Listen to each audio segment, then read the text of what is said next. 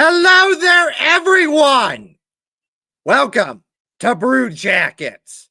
It's a fun Blue Jackets themed podcast. My name is Kevin, and joining me tonight is my co-host, Hefty Duck, as well as good friends of the show and frequent contributors. We have the man of truth, as well as our friend Owen, also known as Bjork Swag. A lot of stuff going on in the Blue Jackets world to talk about. The Blue Jackets have played 3 games since our last show. They've won 2 out of 3 of those games. They beat Vegas 2-1 in overtime. The Blue Jackets beat the Utah Hockey Club 3-2 in overtime. And the Blue Jackets lose to the Dallas Stars 5-3. And there was a stupid high stick call that shouldn't have counted that led to a Dallas goal. But, it did. Stupid. But, oh, well. Still some good stuff in all those games, and we're going to talk about that. Zach Werenski has been named the 3rd star of the month in the NHL for the month of January. Outstanding. He's been so fun to watch. We're going to talk about that. We got some clips to show from Blue Jackets prospect William Whitelaw, who scored some big goals for his Michigan Wolverines that played against Penn State. And so much more. A lot of stuff to share. So welcome to the show, everyone. Welcome Let's in. go. Welcome in. Excuse the no camera and probably sounding like I'm sick because I am sick. So bear with me. Yeah. I'm sounding a little sleepier than normal. Yes. Turn that background noise off. Who was that? That was Anyway. me. I said, oops. You son of I'm just playing.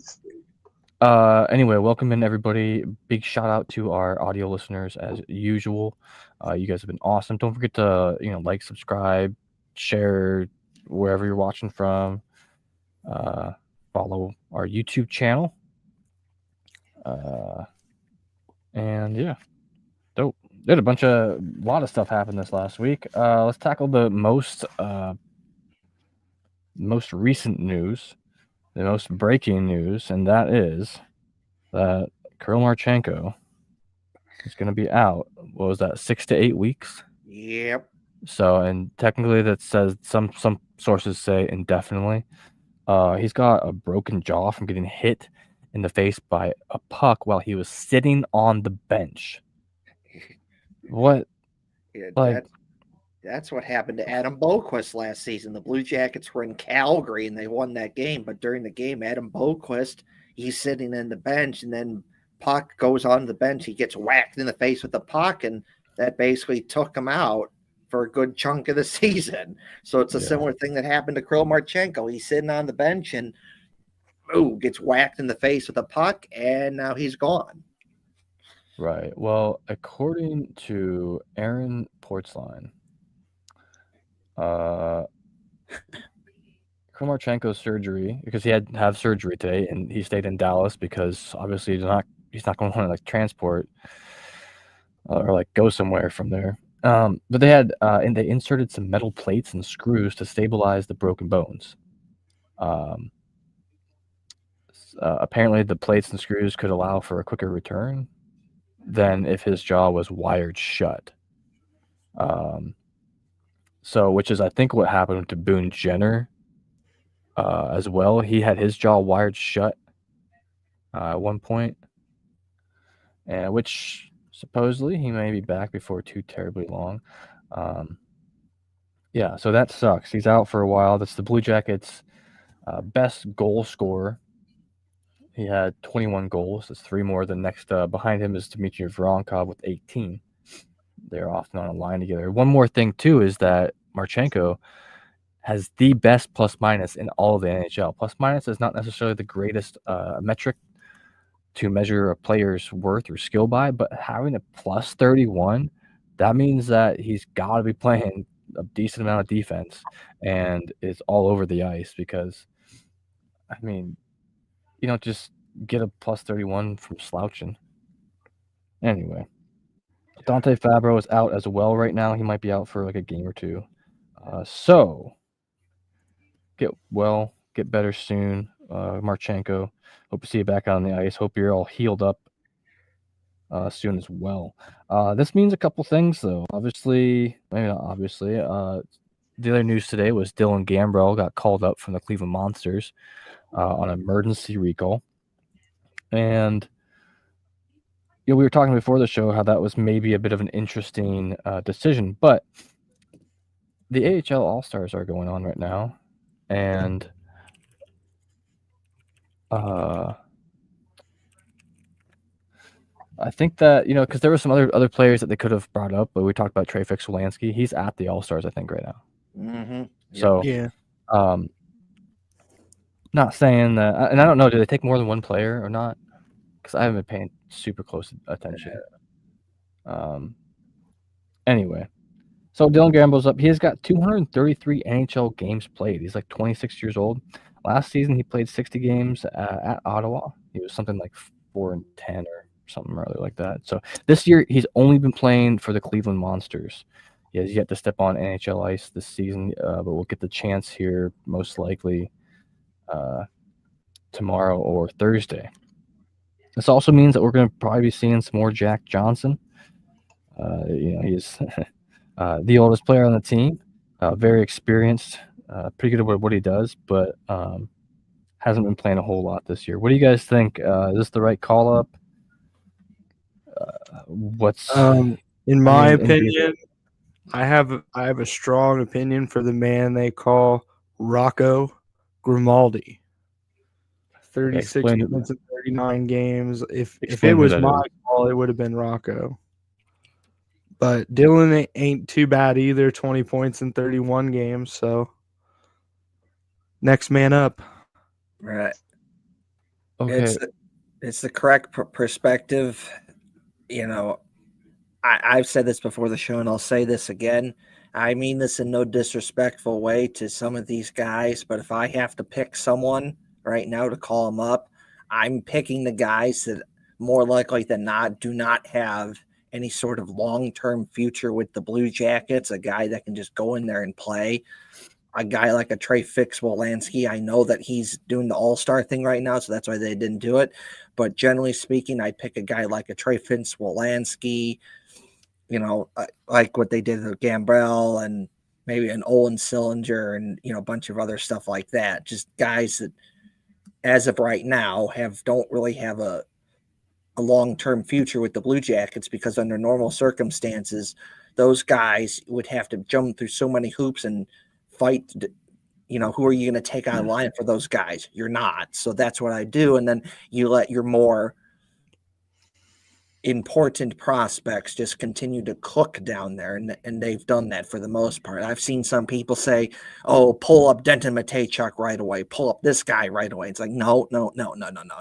Keep them down there, let them cook, and when they're ready, then you pull them up. That's what they've done with Matejchuk.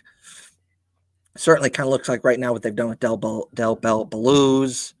That's all. I like it. Just pick guys like that they can contribute, but you're not really hurting your good prospects as you're letting them stay down there and play. One thing about Grimaldi is he does not have a two-way contract or any contract for with the Blue Jackets. Oh, I didn't know that. I think he's just a Cleveland Monster. Damn. But I think so. Because, he's not on – Puckpedia does not have him on the reserve non-roster or non-roster or anything. Someone get a hold of his agent. Tonight. Yeah. So injuries have been hitting the Blue Jackets hard once again. It's a lot of these are just freak accidents. It's not like someone was like, I don't know, going after someone else too hard or anything was super unfair. I mean, we can talk about the last game and some of the unfair calls with the ref, but I don't think any of the injuries, it's not anyone's fault. But no, so we'll just start the games here. So really, just for me, it just comes down to this: is that so your first game you're in Vegas, and that was just a good. low scoring game because the Vegas scores first, and then Adam Fantilli scores in the first period. It's 1-1. Just the game-winning goal in the first period. Well, never mind. Sorry. And then the comeback, I meant. And then from that point on, offensively, there really wasn't much going on there, in part because both teams were just playing really good defense. And sometimes, it's fun to watch, like a 6-4, 6-5 sort of game, a lot of offense, a lot of stuff going on. And sometimes it's fun to watch like a good defensive battle between two teams playing real good defense and goalies making big saves, keeping each other's teams in the game. And that's what happened. And that was a very important lesson for the Blue Jackets, is that sometimes you're going to have to play games like that where offensively, outside of like that one goal, things aren't really going your way, and you still got to find a way to just keep going, fight through it, and find a way to get the win. They've done this before, when they played against the Islanders back in October. They won that game 2-0. It was a similar thing where the Islanders are playing really good defense, and they really, really weren't giving you much to shoot at. And when you do have stuff to shoot at, you better put it away. And they did. They put 2 away. And it was a similar game with what Vegas was, is playing good defense and not really giving you much to shoot at. And when you had chances to put it away, you put it away. They had 2 chances. They put it away. Of course, it gets to overtime, and Vegas has the puck in their offensive zone, and Kent Johnson steals the puck. He goes on a breakaway. He shoots, doesn't get it. Werenski tries getting it. He doesn't get it.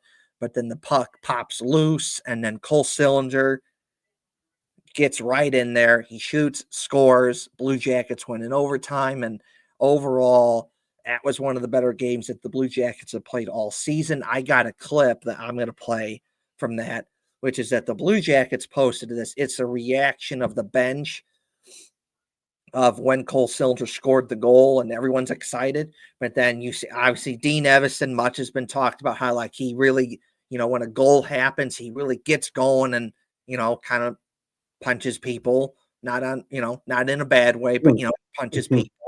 And, like, you see that, and then you just see how fast he went off the bench and started going towards the locker room. And it's just a lot of fun. So overall, pretty good game there for the Blue Jackets. You win 2-1, and it was fun to watch. Yeah, no, that was a great game. The game winner too. It was funny. I seen Zach Werenski say something about this in an after-game interview where they were so far committed forward that, and now KJ did start looping back around the far wall and was starting to go hang back a little bit, but Werenski was there because it deflected from KJ's shot, deflected from Werenski's shot, and then Cole Sillinger was just there. He one need it, and that was just so sick. What a way to end the game there too. Yeah, I'm just been so impressed with Cole Sillinger this season. Absolutely killing it. He's really stepped it up big time, especially when they needed help at center. Now that they don't have Sean Monahan or Boone Jenner there, and you need someone else to step up for, take a face off, penalty killing, make some offense here and there. He's really stepped it up, and he's continuing his good play that this past season. He had a real strong second half of the season, so much that Pascal Vincent was putting him against the top line. So, you'd play against like Crosby or Malkin, he'd put him up against him and he'd shut him down. When they played Colorado against like McKinnon, he put him against him, he shut him down. And then, there's other examples too that season where he'd go up against top lines and he'd shut it down.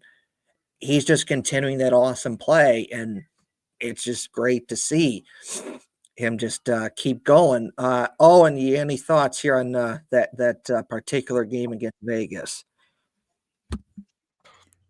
It was a really hard fought game. It was a late one. Trying to stay up and watch that one.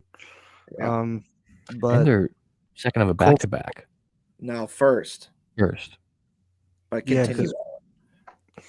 No, Cole Sillinger's pretty underrated. for what he does. He's not flashy. He's not going to put up a lot of goals, but when he does score a goal, they're pretty beautiful, pretty majestic. That guy has a lot of talent, and he's only going to get better as the team progresses year after year, in my opinion. But that game proves it right there why he's underrated, and he can be slotted into that second line and take faceoffs. And like I said earlier, next man up, it's kind of that mentality. You kind of have to do it, and he's a genuine hockey guy. He knows the drill. He does. Yeah, for sure. So let's go on to the next game. So the Blue Jackets played the Utah Hockey Club for the first time in Utah. And this one was the second in the back-to-back. And yeah, I'll go over some scoring here right now because the Blue Jackets came back to win this one 3-2. Nick Schmaltz started off the scoring in the second period for the Utah Hockey Club on a power play goal. Third period, Alexander Kerfoot scored another one for Utah. But then the wonderful and unfortunately injured Kirill Marchenko scored, and then so did Kent Johnson a few minutes later.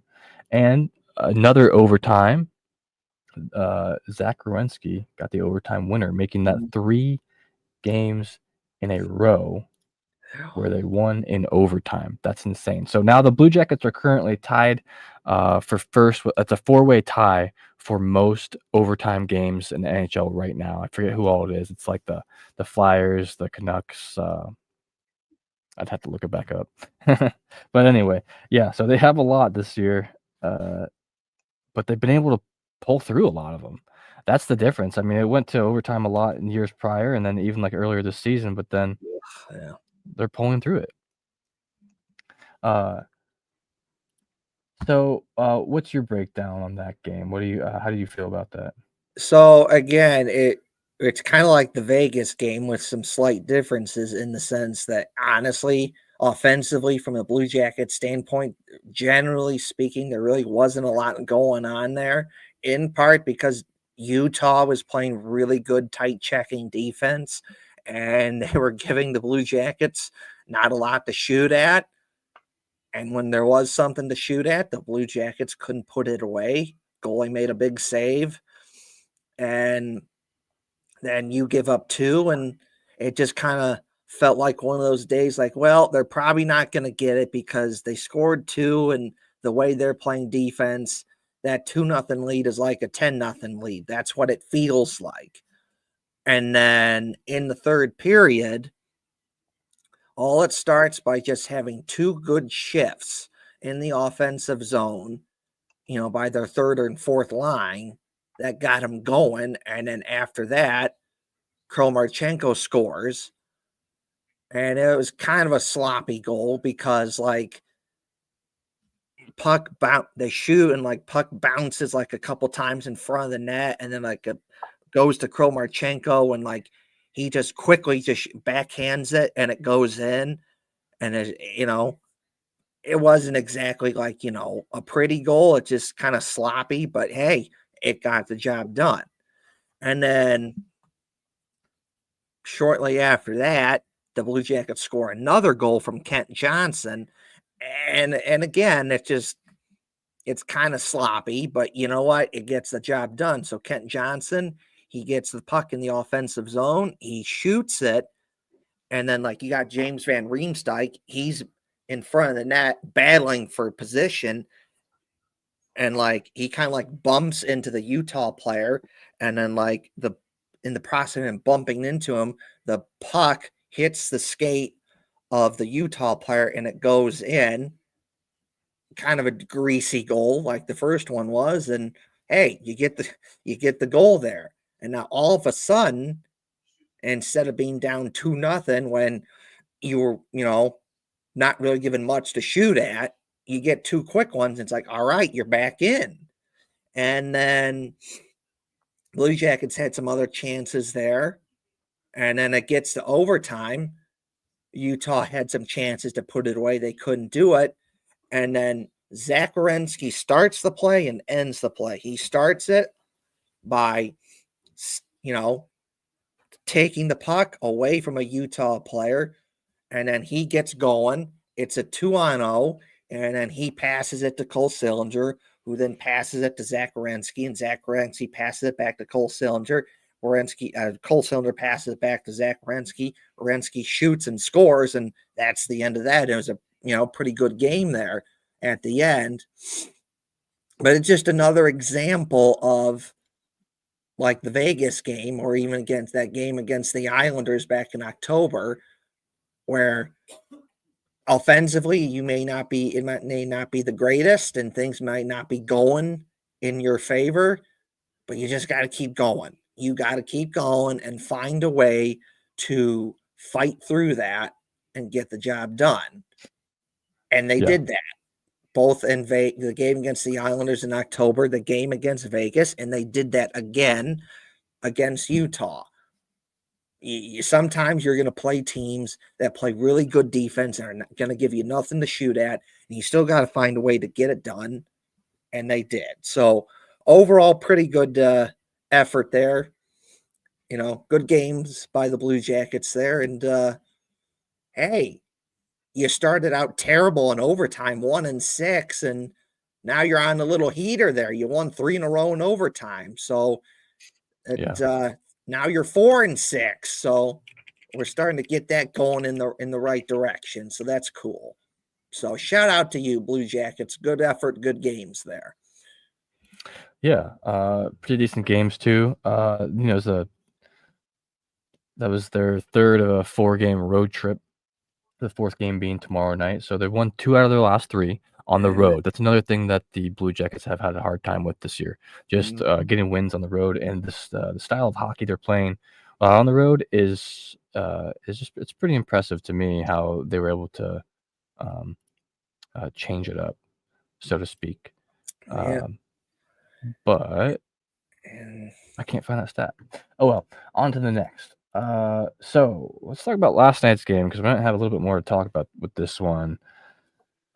So Jackets lost 5-3 in Dallas. And as we were talking about how great Sillinger was doing earlier, he started off the scoring just about 6 minutes, 40 seconds into the first period. 7 minutes later, Mason Marchment tied it up for Dallas. In the second period, Adam Fantilli came out and scored. That's about 5 minutes into the game. A minute later, Logan Stankoven. I don't know. The way I said it kind of rhymed. I kind of like that. It's Stankoven. You got it. Okay. To tie it back up, Ivan Provorov then scored to make it 3-2. And 3 minutes later, on a power play goal, Wyatt Johnson tied it back up for Dallas, making it 3-3. Third period came around, and we can discuss these goals. Evgeny Dodonov made it 4-3. It's about 11 and a half minutes into the third period, and then he scored again later that period to make it 5-3 Dallas. That was the final goal of the evening. I want to mention penalties real quick. Because they didn't really play the biggest part in some of the last games. In fact, like the first period, there was a power play goal in the one of the games we were talking about earlier, but it wasn't as egregious as this. And it's not even that the Blue Jackets were getting penalized a lot. That's not what I mean by this. First period, Severson got a hooking call against Mason Marchment. He was out for 2 minutes. Matthew Dumba got a high stick against Zach Aston-Reese. And Dante Fabro tripping against Jason Robertson. So there's 3 in the first period, 1 in the second period, only against the Blue Jackets. And then there were 2 in the third period. They're both against the Dallas Stars. But I think they're at the wrong moments of the game. I mean, to be fair, Lindell's interference against Corrali was kind of egregious. It was borderline boarding, but they were pretty far away from the boards when it happened, so I kind of get it, I guess. But yeah, no, what I'm really specifically talking about is that there was a goal that was deflected in by Dodonov, right? And if you look clearly at this photo that Kevin has up on the screen here, you see where the puck is? Right there. You see where the stick is? And You see where the goalpost is. So in the NHL, if you were unaware, if the stick is above the crossbar on a tip in, it's a high stick. It doesn't count. Dadonov is roughly 5'11", so if you look at the top of his head there, now he is crouched a little bit, but he's also wearing skates. So this is up at his Duh. shoulder level. Shut up. I'm getting to the point. So the goals are 4 feet high. So if that's at his like face level, I mean that's got to be higher than like the goalpost if it's up at his shoulder like that. And this was reviewed not only by the refs in the arena at the time, but also sent to Toronto. And I'm just not sure if there's a different angle that they have of this. I think that they maybe should like show us because everyone's looking at this. I've watched several replays of this earlier, and Dadonov does not celebrate when he tips it in. He kind of looks around. Merzlikins and Werenski immediately are looking at the ref like it's a high stick, and nobody on Dallas is celebrating. They did not expect it to actually be accounted for, or didn't expect it to actually count. But I guess it did. I don't know, man. The other penalties were that I think were missed is when KJ got hauled down, and I think was this the second Dadonov goal? Yeah. So same period, both these goals in the last period, kind of a sham. What do you think? So first thing, Kent Johnson, you get hooked in the second period, and that leads to a goal. That's just no. And I don't want to be a person that like, be like, oh, but the refs and all this other stuff. Like, I just don't want to do that. But like sometimes you have to do that because it's so bad when it's so obvious that you do it and you don't call it. And then stuff like that happens. Like what happened to Kent Johnson where he gets hooked, falls down, and then there's a wide open dude to score for Dallas. Like, no, just no, like that should not have happened. And then, as you see on the screen here, that is a high stick, absolutely high stick, and is absolutely stupid and idiotic and ridiculous that did not get called back. That is a high stick. That is no goal. And why this also matters is that the game was tied up at 3 in the third period. That makes it 4-3. And then the Stars rode some momentum off of that. They eventually score again, and that's the game right there. So that is why sometimes you do need to call out the refs and go, but the refs. Sometimes you don't, sometimes you do. And this is one of those times where you do need to do that and go, but the refs, because you cannot have something like this where it's blatant high stick above the crossbar. The puck is touching the stick above the crossbar, high stick. That should not be a goal. I don't like the Blue Jackets losing. I'd rather them win every game. It's not realistic, but if they gotta lose, I would like it to be where it's like, well, it sucks that they lost, but at least they tried. They played a good game there, and the other team was better or something. I don't want to look back at a game and the Blue Jackets lose in part because of there was this stupid ass high stick call. Refs missed a call somewhere. No one likes that. No one, regardless of what team you like or what sport, no one likes it when your team loses in part because of a stupid ass call that got missed and it's blatantly obvious. Hockey is a fast sport, so you can miss stuff if you're not paying attention. So I get that. Sometimes you are going to miss stuff because it's just too fast and you don't see it.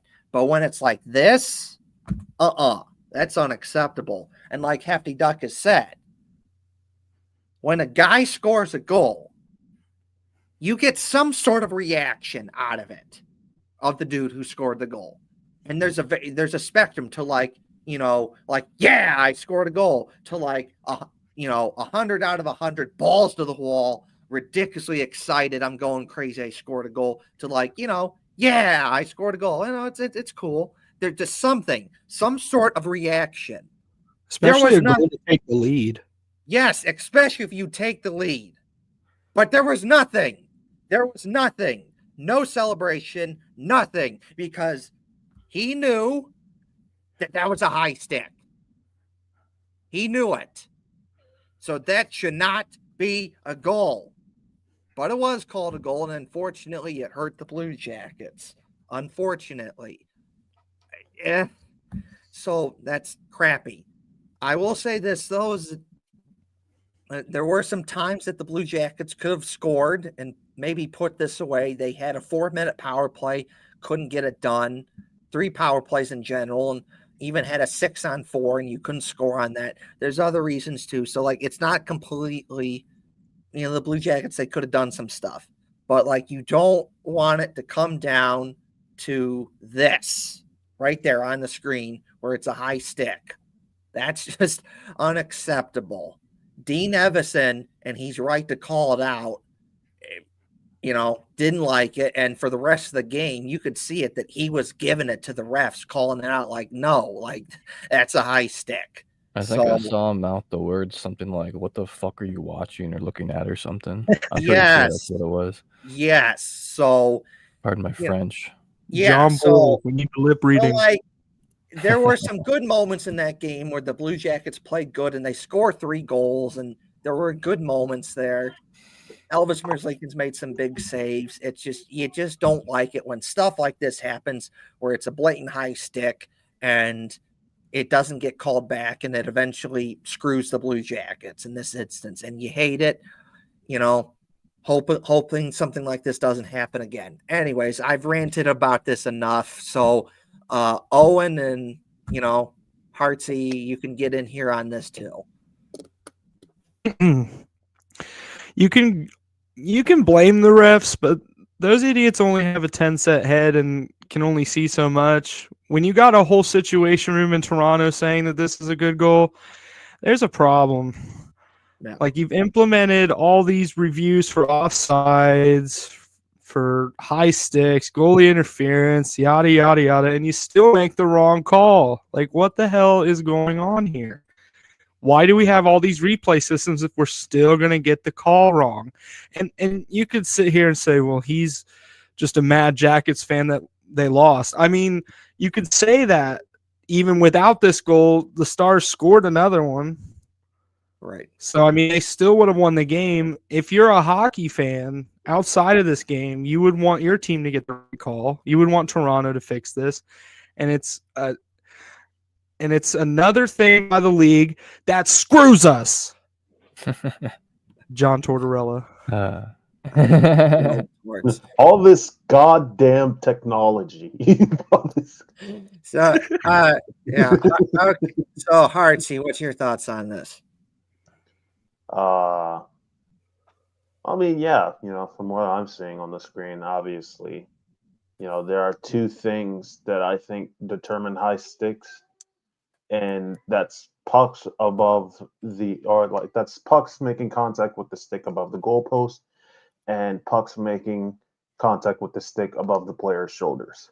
Not only is the puck, I'm seeing contact with the puck above the goalpost, I see contact with the puck above the shoulders of Evgeny Dodonov. So obviously, something's not right here. And obviously Dodonov's one of the shorter players in the league, and he's not, he's not Zdeno Chara. He's not 6'9" Zdeno Chara, or he's not 6'7". He has 7 the same birthday as me and Kevin. Yeah. Sorry, I just literally was just looking up his stats. That's crazy. But yeah, obviously, it doesn't take a telescope and it doesn't take a rocket scientist to see that, from this angle, that stick taps the puck above the shoulder and above the crossbar. So obviously, the goal, I personally don't think it should have counted, but obviously, and they took it to Toronto, but what does Toronto know about hockey? You know what I mean? Yeah. Well, sorry, I don't mean to interrupt if you weren't done. The counter. Okay. The counter arguments against this are the stick was in an upwards motion when it made contact with the puck. So the contact with the puck, people are saying, was at or below the crossbar. I don't know if I buy that because you can see from this photograph, this is a still frame. It's not like you're watching the video, which you got to slow down a bunch. From this photograph, you can see it's like right where it's going to hit the stick. So yeah, I'm not a big fan of seeing high sticks too, especially after, James Van Riemsdyk got reamed the other night in Utah. He lost 4 teeth. He had to get 30 stitches or 30 plus stitches. Didn't he play in this game? No, well, yeah, but like the He's a hard ass. well, yeah, I mean, he's so He's cool wearing and everything. I mean, Gotta love those pigeons. he a tough son of a bitch, James Van Riemsdyk. I love him. But that with the tooth thing that's happened in the game against Utah, where he gets whacked in the face with the high stick, and then he goes back and gets it fixed, and then finishes the game with the little bubble thing. And then after the end of the game, he had to go back and get it fixed again because they did the X-rays on his mouth, and his mouth showed that you need to remove those stitches because there's a tooth that's going to pop out and that could cause some issues. So they had to remove the stitches, get rid of the tooth, stop the bleeding, and then put in new stitches. And then, yes, Van Riemsdyk did play this game as well. So it's like hockey players, man, just so cool and just so tough. You know what? I'm cracking one open for JVR. According to Jeff Svoboda, they actually sewed a piece of tooth into his lip. That it's gross. But it's a Great beautiful story part. to tell the grandkids. Yeah, no doubt. Yep. Anyway, put that one under your pillow. So high stakes just make me nervous, right? You never know how it's going to take your player out like that. It's crazy. But yeah, injuries hitting the Blue Jackets once again as well. We can get back to that a little bit because I had a post from Portsy talking about. Okay, so excuse me. Just a reminder, if you guys are joined us late, I am very sick. Sorry if I clear my throat a bit and sound weird. I'm not on camera. I'm sick. Leave me alone. Anyway, according to Aaron Portsline, the return times for players, Boone Jenner may return after the Four Nations break, which is coming up soon. Sean Monahan, his return is slated for mid to late March, as is Eric Goodbranson. And the mystery that I don't think we're ever going to find out, and I don't know exactly why, but the mystery of Yegor Chinikov and his injury and how he was seen on the ice the other week, but there's no timetable for his return. Then obviously we talked about Marchenko and Fabro. The Chinikov one is interesting to me. Like, there's been no rumors about that I've even heard. Waddell's staying true to his word. At the beginning of the season, he was talking about how meaning this is a quote from him. I'm paraphrasing. They wanted to keep the news surrounding injuries a little more private, and I'm not sure exactly why that is, but they're doing that, and I wish I knew, but I sure don't. What do you guys think is going on? How do you think it's going to go from here? Or the Blue Jackets are already playing with house money as it is, because I don't think people are supposed to think that they're supposed to be this good where they currently are right now. So you're playing with house money. Take it for what it is. It's been fun to watch them playing better than expected. And this is where having a guy like Chinikov would help, but he'll get back eventually. Having Boone Jenner would definitely help, but they'll get him back eventually. And like Owen has said, is just, hey, next man up. You just hope that that whoever takes that spot from Marchenko, that they do what Adam Fantilli has done, is that basically ever since Sean Monahan went out, that Adam Fantilli has stepped up big time and taken over that spot, and it's really not that big of an issue anymore. He's played awesome, and it's like, okay, well, yeah, it sucks that we don't have Sean Monahan, but it's not as big of an issue because we got Adam Fantilli there, and he's playing awesome, really stepped it up, and at least from my perspective, that's what you kind of hope for, that whoever takes Marchenko's spot, that they step up big time, like Adam Fantilli has, taking Sean Monahan's spot. So you're playing with house money. People thought you weren't supposed to be this good, but you are, and you're fun to watch, and you just see where this takes you. Just keep going.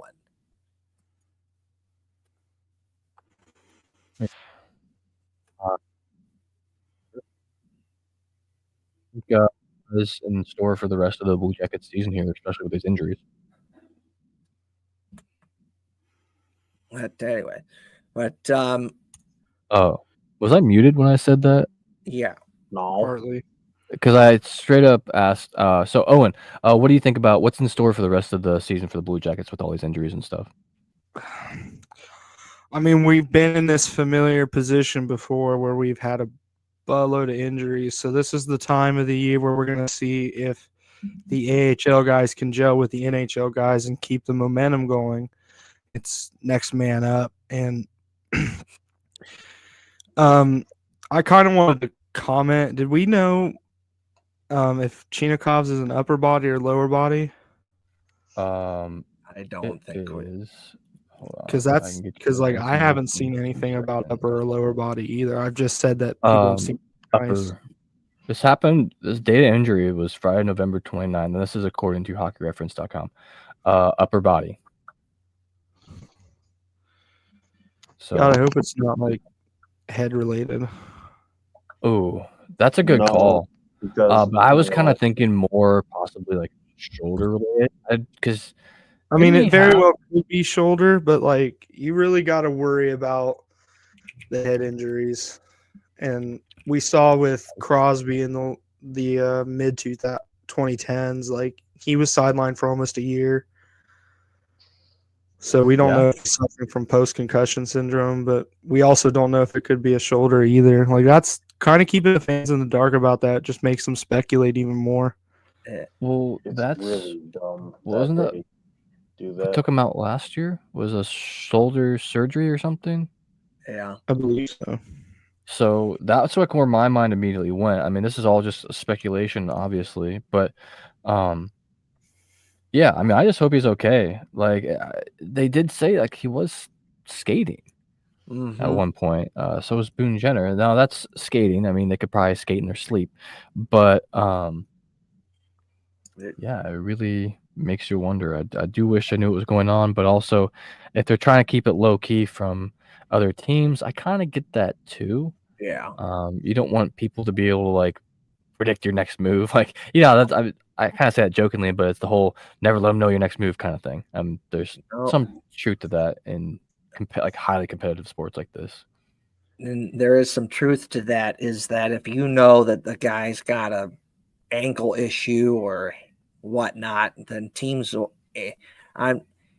some teams, they'll ignore that, and then some teams will actually, got some guys that'll be kind of dirty, and they'll poke a little whack on the ankle. You poke them with the stick. You do this, you do that, try and get them. So that's the thing, and I can see why they're probably hiding that, and perhaps to a certain degree, maybe they're holding them back a little bit because, well, for the most part, the Blue Jackets been playing pretty good this season, so you don't necessarily feel the need to try and get him back sooner. So you can say, well, take your time. We're playing better. It would be nice to have you, but you don't have to do it right now, sort of thing, maybe. I get that. But anyways, what do you have for us? Shout out to Zach Werenski for being named the third star of the month in the NHL for the month of January. Hell yeah. Outstanding job, Zach Werenski. You've been so fun to watch. you are just absolutely cooking other teams, dominating them. You're fun to watch, and it's just been so great to see. As it says so on the screen, NHL 3 Stars of the Month, January. If only Ryan was here so he could say something about David Pasternak, and he would I'll say, say it for him. Would. yes. He would say the word, Wine would say the word would. Logan Thompson's number 2. And number 3 is Zach Werenski for your Columbus Blue Jackets, playing 6 games, 11 assists for 6 goals, 11 assists for 17 points, played 14 games. Shout out to you, Zach Werenski, for being 3rd star of the month in the NHL. And crazy stats for a defenseman too. Yeah. I mean, sometimes it's easy to like forget almost that he is a defenseman getting these numbers. That's insane. They should have given him the A for the Four Nations instead of bitch ass Matthew Tkachuk. I mean, but I get what you're saying. Give him the C. Yeah, fuck Austin Matthews. Yeah. He's bald. He is bald, and he is terrible. Agree. Five-head Matthew should not have the captaincy. He should use Keeps. Yeah. Well, he is the captain of his own team, so I get that. He shouldn't even be captain of his own team. Right, but I think that may have been something to do with a certain kind of contract as well. He sucks, and fuck him. Yeah, like Sidney Crosby, that's a true to me. I mean, not to like, blow smoke up the Penguins' ass, but like he's a good captain. He'll fight you any night. He'll defend his guys to the end, and I just don't quite see that out of Matthews. No. He can't afford to get hurt. Goals. Let's give him the C. Fuck you. Fucking motherfucker. Tell us how you really feel. I hate Austin Matthews. All right. It's all NHL picks who gets the C and who gets the A in this silly tournament. I'm excited to watch it, but hell. Yeah. The Charlie McAvoy announcement. Charlie McAvoy still and Matthew Tkachuk. This shit sucks. This shit is awful. This is a complete piece of shit. Yeah, slow your roll. Sorry. I'm trying to find it. So this isn't really Blue Jacket stuff, unless you got anything else here, Kev. Do you want to share some more Blue Jacket stuff? Yeah, so I do. So I got this set up here. So first things first, I found this interesting is that it's a clip from Jeff Savoda's Instagram page when they're in Utah, and 99% of the time, if you work for the media, you are in a press box. Not at Utah. They're sitting in like a random spot in the crowd, and Steve Mears and Jody Shelley were doing the same thing, calling the game. And I'm going to play this video, and I thought it was interesting just to see like where they were actually calling the game. So here it is.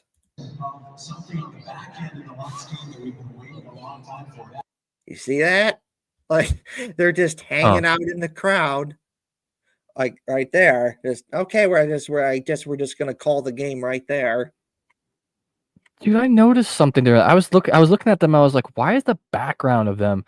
Because like I was just thinking about like the games prior. Like if you look at the Rangers, when they're there or when they're in Pittsburgh, they're like at the roof. You can see the rafters behind them.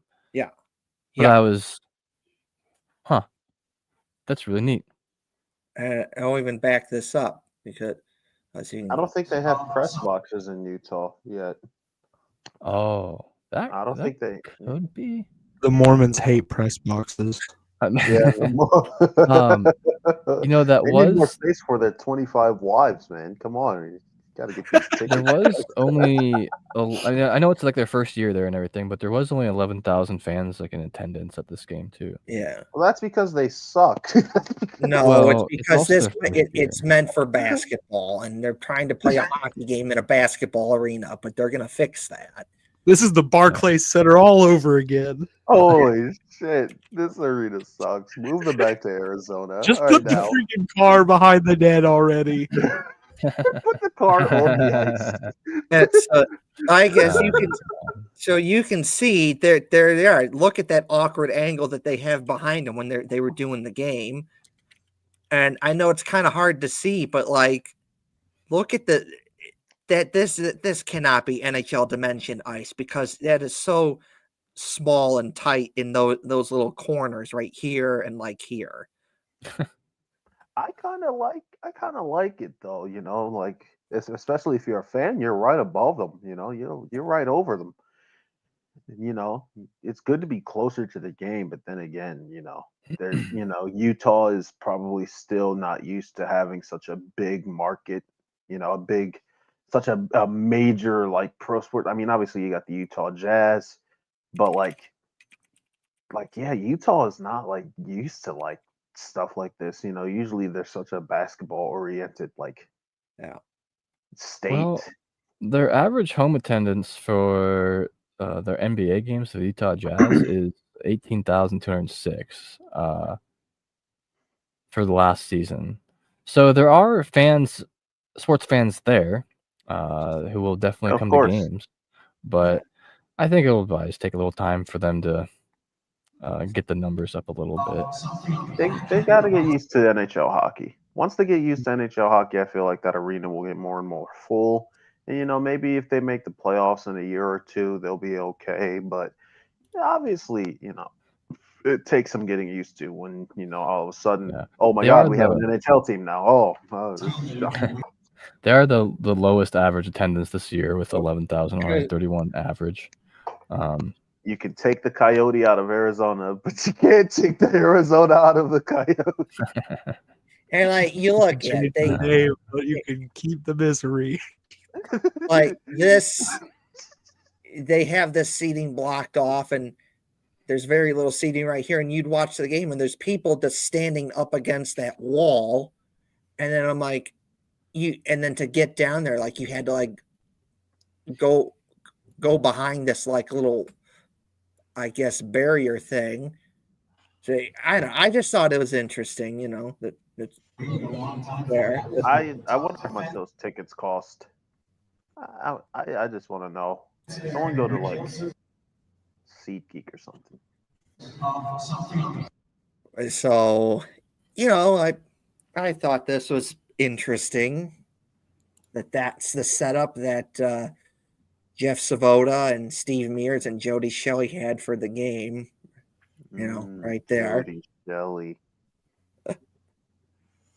Anyway, so now on to the part where I'm going to play videos from the Blue Jackets TikTok page that I liked, but there's music on it, so you can't listen to the music because, copyright strike. So if you want to, listen to it, go to the Blue Jackets TikTok page. You can get nosebleed seats for like $45 at the lowest. Yeah. Oh, for Utah. Okay. For Utah, sorry. So, that's anyways. Not surprising. It's not that bad. Hang on a second. Okay, so we are going to.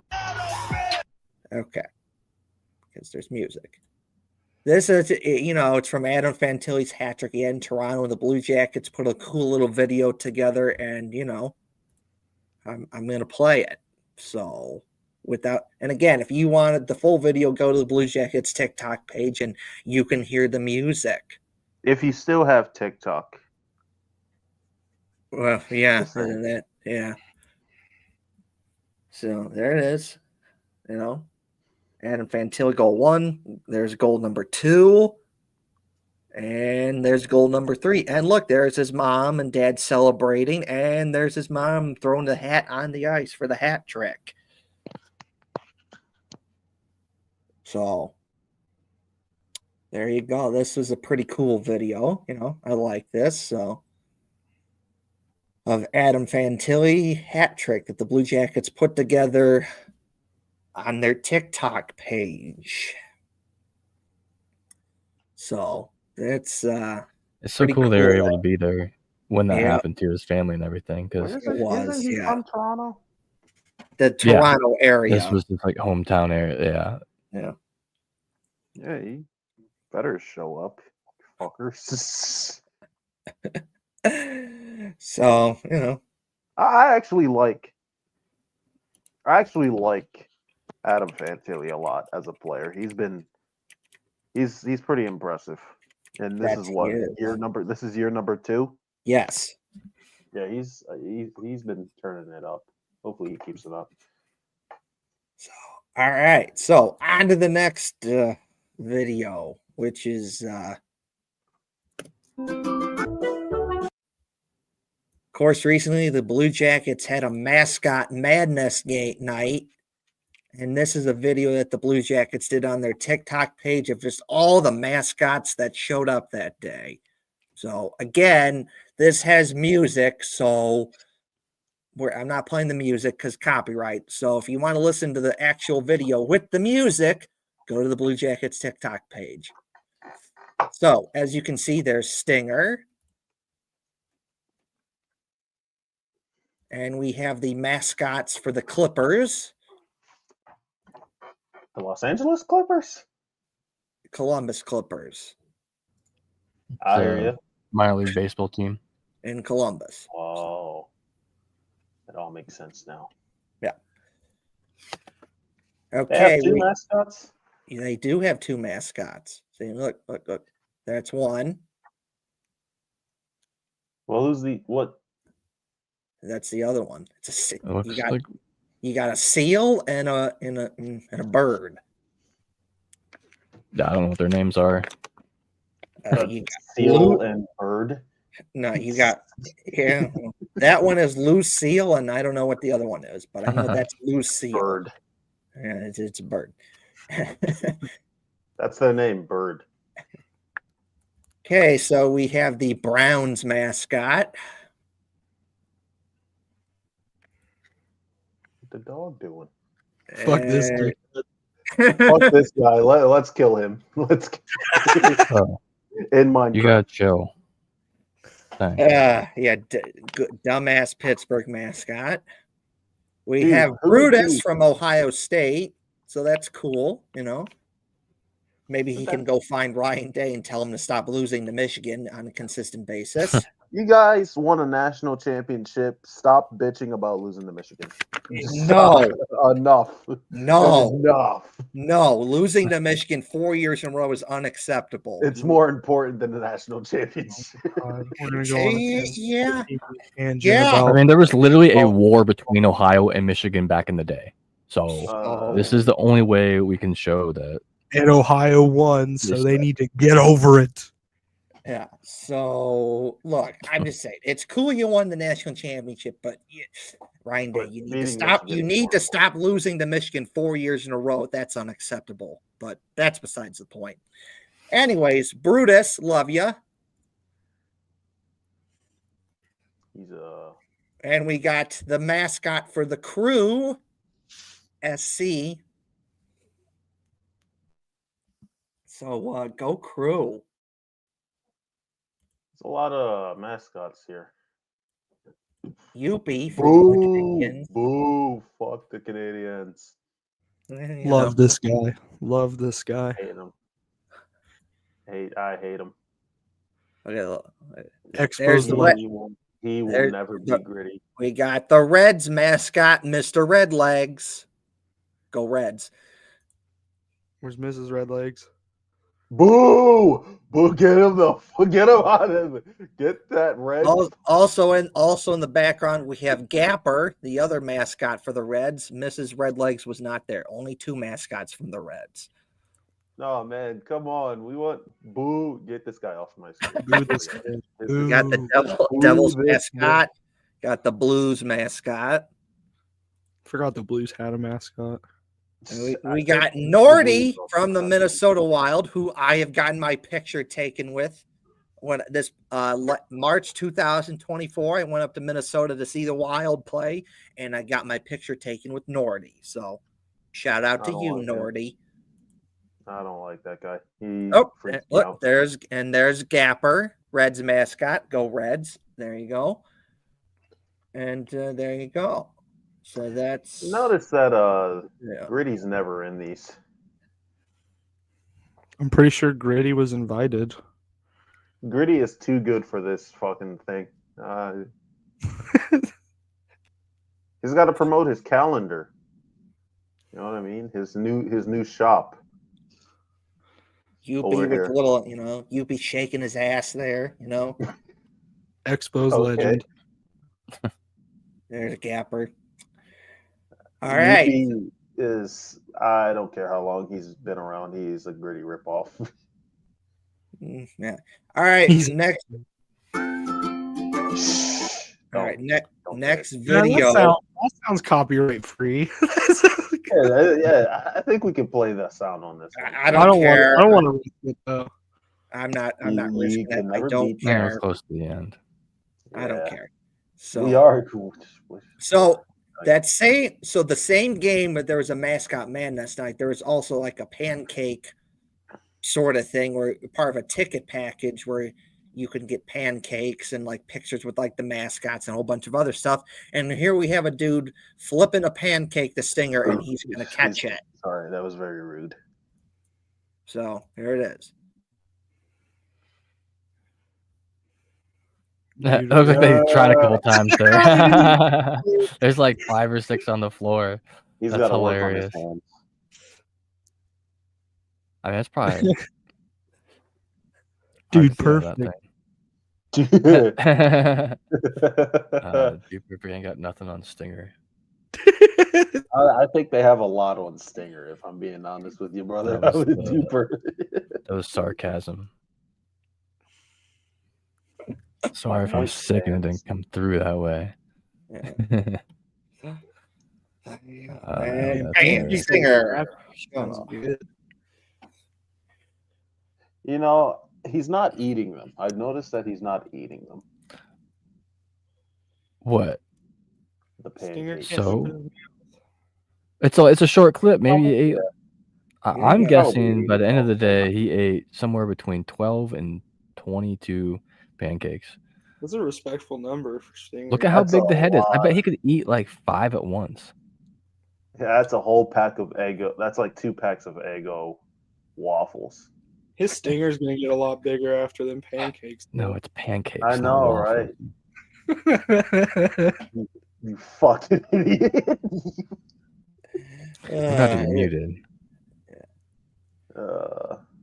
But okay.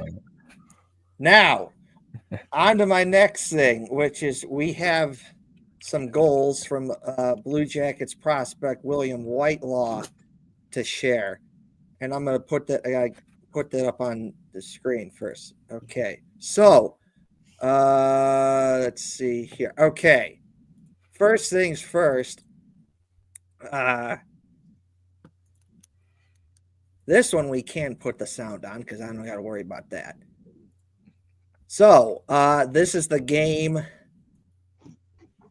This is the Michigan played Penn State in a 2-game series. This was the first game.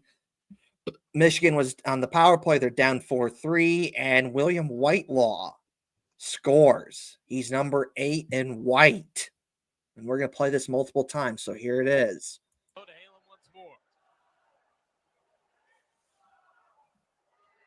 Nice escape move from Halem. The cross in front. Whitelaw, one-timer. Goal! We're even at 4. Go to Halem once more.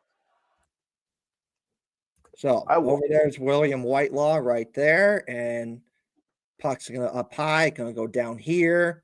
He's going to pass it to Whitelaw, who's open over here. He's going to shoot and score.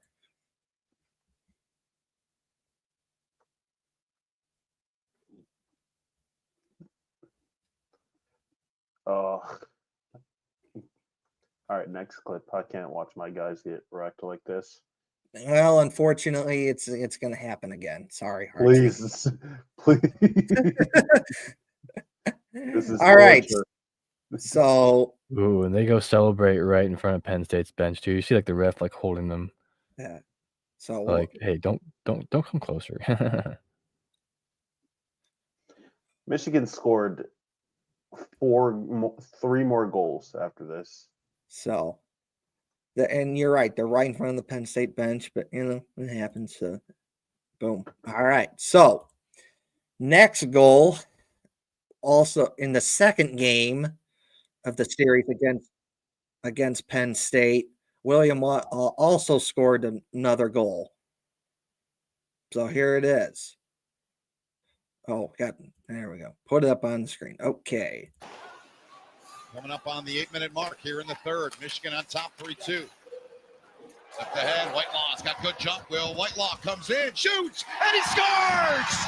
He comes in and gets his second of the... This is torture. 8-minute mark here in the third. Michigan on top 3-2. Left ahead, Whitelaw's got good jump. Will Whitelaw comes in, shoots, and he scores! He comes in and gets his second of the... Okay, so puck along the boards. Michigan's going to get it. It's going to go to William Whitelaw. It becomes a 2-on-1. William Whitelaw shoots and scores.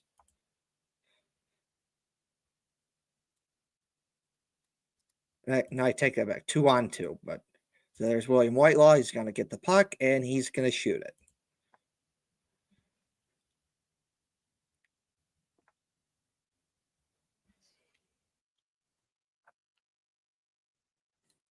Sick. And boom. There it is. That's his hat trick, huh? No. That was the set. No. He had 2 goals in 2 games. So that was the second goal in the second. His second goal he Gotcha. scored in the second game of the series. No, he had 1 goal in the first game of the series and another goal in the second game of the series. Okay. So there's that. You gotta forgive me. I have sick brain today. All right, I've said some dumb shit this episode. I think it happens. Well. Now, so continuing on with the where did it go? Where did it go? Is it? I swore. Dude, oh my God. I thought I put it up. Oh, here it is. I got it. Okay. Now, you've seen those goals. I saw this on Michigan's Instagram page. First clip is him with a nice suit walking in. And then it goes to like the goals that he scored, and it's from a different vantage point that I want to share. So here it is. There's William Whitelaw with a nice little suit and tie there, looking very nice. Yeah, right here.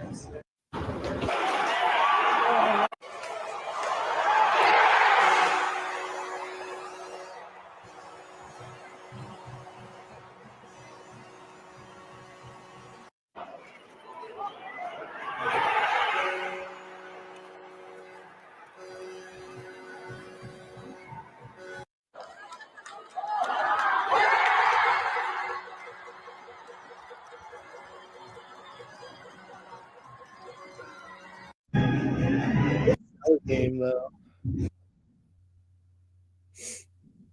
So one thing I do like. I'll back this up. This one is probably one of my favorites. It's up high, kind of what was it like from, I guess I'm assuming this is like the press box. I like this, so that's cool. Also, I wish Ohio State men's hockey would do this, but as you heard listening to this, Michigan plays their fight song when they score a goal, and I wish Ohio State men's hockey team would do that when they score a goal, because I think that would be cool. Scoring a goal and having your team's fight song played is awesome, and it adds to that college atmosphere. So that's just me, though. So Ohio State, please, if you ever see this in some hypothetical scenario, play your fight song when you score a goal, because that would be cool. I agree with Kevin. Stop paying the Rangers for their goal horn and goal song, please. Right. Why Quit it. why is Ohio State ripping off the Rangers? Like, don't do that. Like, play your fight song when you It's a score. crappy recording. I was at the last game. Like, Yeah. it was just not hype. Yeah. So, what else you got for us here? Let's finish this out, and then I'm almost done. But I think that this is another good. I like this angle right here too. Kind of shows how he's kind of got a wide open net there, and all he has to do is just shoot it and put it in. So that was cool. Kevin, why must you torture me with these clips? This isn't on purpose. You know what? I just like, hey, I like following Blue Jackets prospects, and I'm going to be honest. Given the fact that all the times of all the good players that Michigan has given the Blue Jackets, I'm going to pay more attention to that, because there's a trend that, hey, Michigan gives the Blue Jackets good players, and William Whitelaw plays at Michigan, and it certainly looks like he's going to continue that trend of players who play at Michigan that are good and eventually will play for the Blue Jackets. So that's what it is. It's nothing against you or Penn State or anything. It's just I like showing stuff like this. So If there's anyone out there from the Michigan men's hockey program, I just want to let you know, not even let you know, this is just a suggestion. Just stop. Stop giving the Jackets good players. No. I strongly disagree with that. Michigan, keep giving the Blue Jackets good hockey players. Just keep doing that. Just keep doing that. Anyways. Okay, so sorry, Hartsey, got to do it. Continuing on the William Whitelaw thing, it's another angle of the goal that he scored from Michigan Hockey's Instagram page. So I'm going to cry. It is what it is. Anyways, so here it is.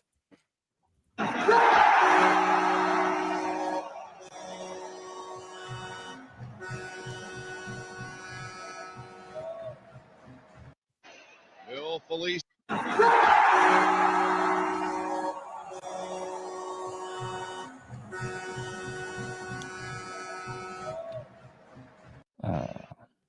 So there you go. Blue Jackets prospect William White lost some clips of him scoring a goal from different angles. 2 goals in 2 games, playing pretty good for Michigan. Keep going, man. And whenever the time comes, come join the Blue Jackets and come play for us. And join your fellow Michigan alumni like Zach Werenski and Kent Johnson and Adam Fantilli. So, just throwing that one out there. Anyways, let's see. Is that it? I think. Yeah, I think that's it. I think that is. Let's see here. Oh, nope. I'm going to show this video right here that I teased. So this is in Vegas. It's a view of the Blue Jackets bench right when Cole Cylinder scored the game-winning goal in overtime in Vegas against Vegas. And I like it. It's a good video showing how the Blue Jackets reacted, how Dean Evison reacted, his little punch thing that he does. And then you just watch how fast he goes straight to the locker room after this.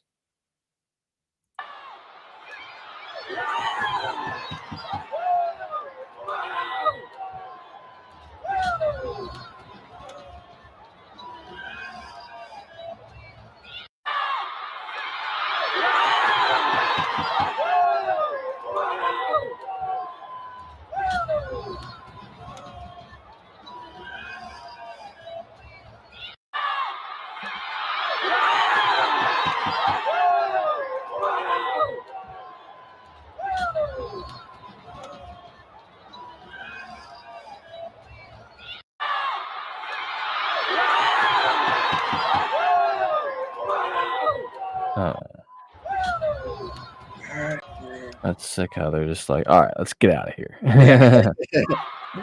So, Yeah, all right, this next. fucking city. Fuck. Yeah. Next clip. So it is a little outdated because when the Blue Jackets posted it, they said 1 month until the outdoor game. So it's less than that now, but it's still a cool video and I'm going to play it. So, here it is. And again, music. So if you want to go hear it, go to Blue Jackets social media if you want to hear the music. So here it is.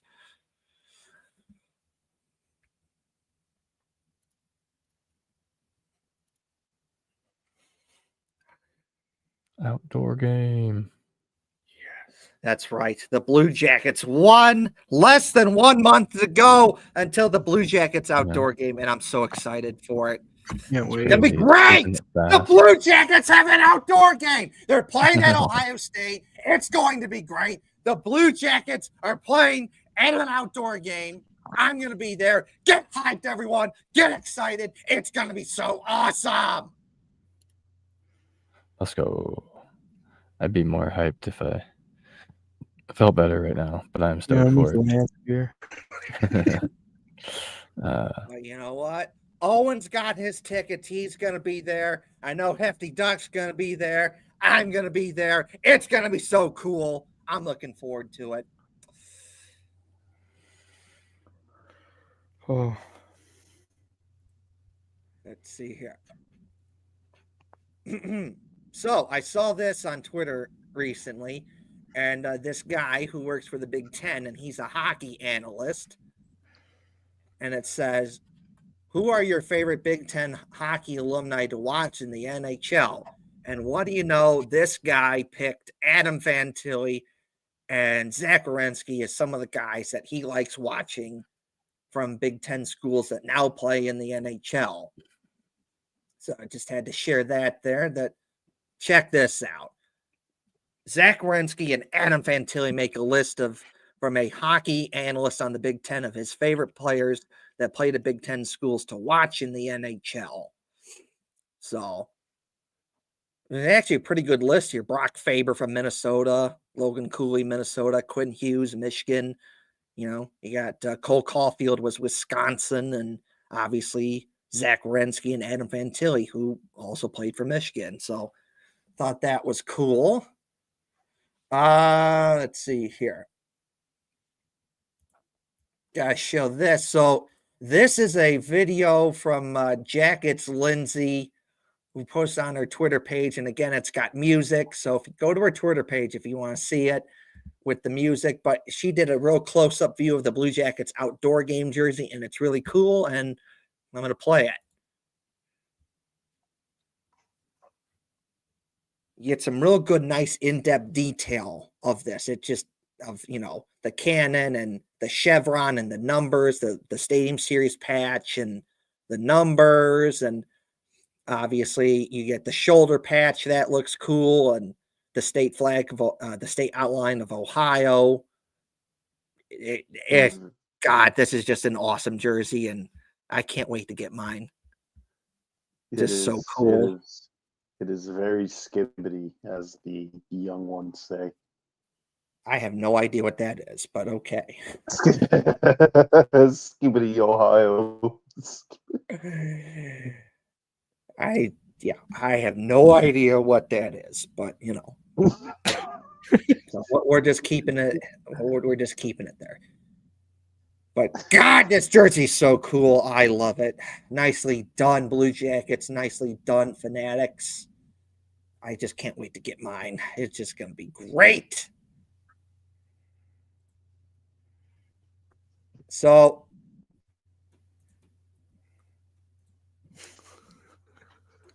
this one, I can play this out. So last week on the show, we showed the video of the Sharks announcers one of the Sharks announcer when they're in Columbus getting freaked out by the cannon. Here we have when the Kings were in town, and this person who works for the Kings that does media stuff for him was right by the cannon, and she got freaked out by the cannon. And I'm going to play this video because why not? The funny thing is the noise doesn't actually come from the cannon. No. And a lot of people don't realize that. Yeah. It's a sound effect. It's all a fraud. It comes through the speakers. Next time you're at a game, you hear it really heavily if you're in the lower bowl. If you're in the upper bowl, you can tell it's coming out of the speakers because it's like at head level. As you can see, she is very freaked out by it, but it's like, dude, it's been there. So, Anyways, All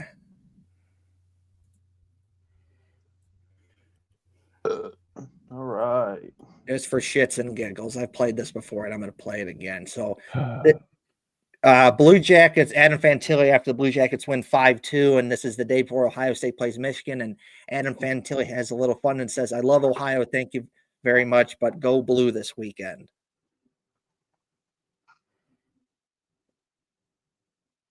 You got no sound unless you didn't want to have sound. No, it is sound. Now, maybe it's just not coming through, but, anyways, but And what I like about this, so Fantilli, he's playing into the crowd. He's probably jokingly gotten shit on because he went to Michigan, but he's played it cool, and he'd give it right back to him and say, hey, I like Ohio, but go Blue this weekend, showing support for Michigan. And then Jody Shelley jokingly boos him, and then the crowd jokingly boos him. And it's, it's just fun, and,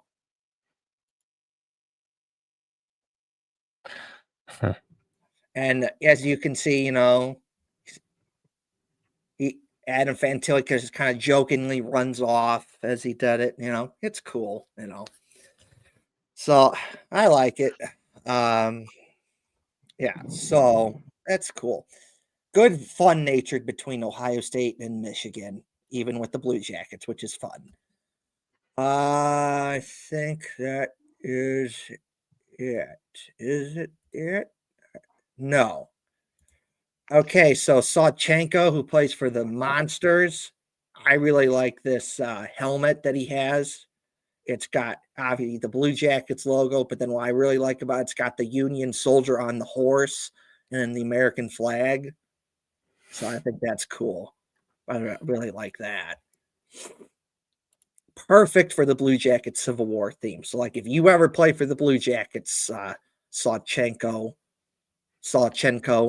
your helmet will be just perfect.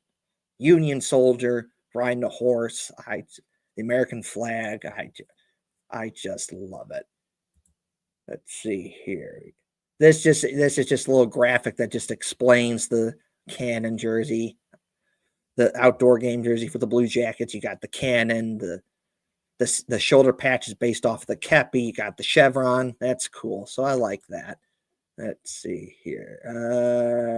Let's see. Think that. Yep, that is it. So that is that. Oh, wait a minute. I didn't share the tab. So I didn't put up on the screen, but there it is. This is just explaining the meaning behind the jersey for the Blue Jackets. So you got the cannon, Civil War theme. You got the shoulder patch is based off of the kepi, chevron based off what the Union Army wore. So it's cool. I like this. But let's see here. Got to give a shout out to William. There you go, William. Oh, yeah. Our guy, William. Goated with the sauce. He is. Yes, he is. So, What an outstanding suit that William has there. And shout out to William. He's lost 55 pounds. So that's cool. So shout out to you, William, for losing 55 pounds. A lot of weight. Yeah, not that big, dude. Congrats, though. Yeah. Yeah. Shout out to William for losing 55 pounds. That's just outstanding. So William with an awesome suit. Shout out to our guy, William. You should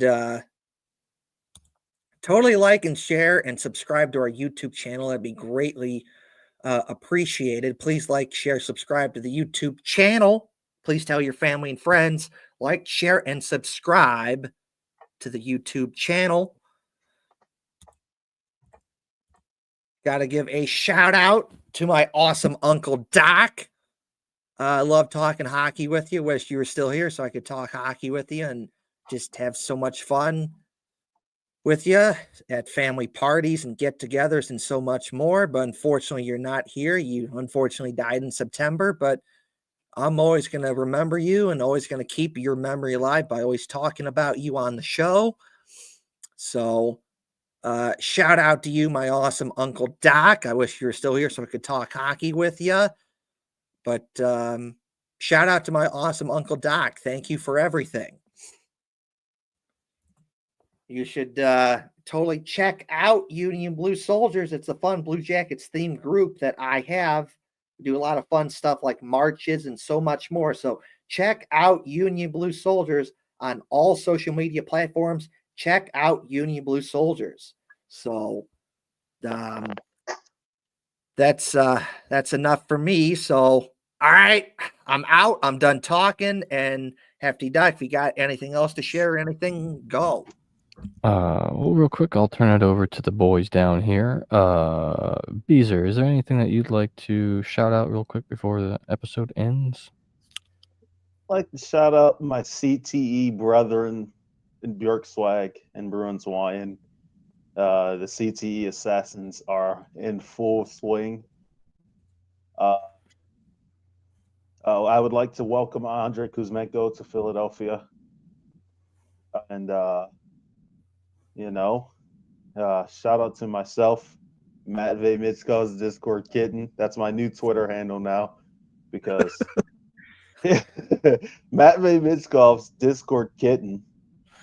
And what else do I have to say? Oh, yeah.